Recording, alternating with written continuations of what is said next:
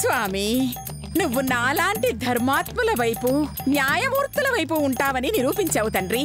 ఆ దుష్టురాలు దుర్మార్గురాలు పిసినారి అయిన శ్వేత నుంచి నా నగలు నాకిప్పించావు. నాకు తెలుసు నువ్వెప్పుడు ఈ పరమభక్తురాలైన ఈ అనసూయాదేవి పక్కనే ఉంటావని. అందుకే ఈ నగలన్నీ నీకే ఇచ్చేస్తున్నాను.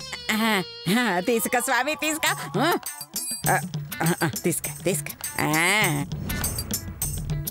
తీసుక స్వామి, తీసుక. ఒక్క మూటేస్తే 4 వచ్చేయండి.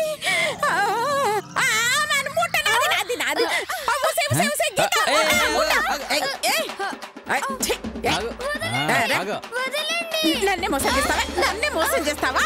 ఇవ్వవే ఆ మూట. గుండెలో వేసేద్దాం పదండి. నాకు తెలుసా, పద.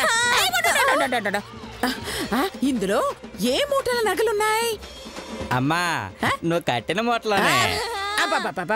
ఏమి చెప్తారే బుర్రకాయ బాగానే వాడితిరి. ఇందులో మీకు నచ్చిన మూటను మీరు తీసుకోండి. అందులో నగలుంటే మీవి, లేకుంటే నావి. ఓకేనా?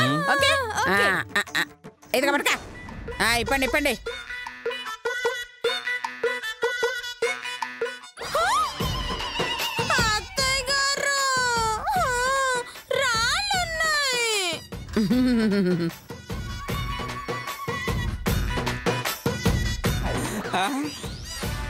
అమ్మా, అన్ని రాళ్లే ఉన్నాయమ్మా.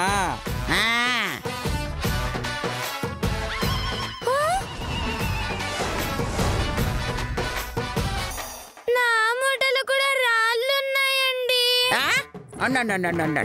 నా మూటలో ఏముందో చూస్తాను.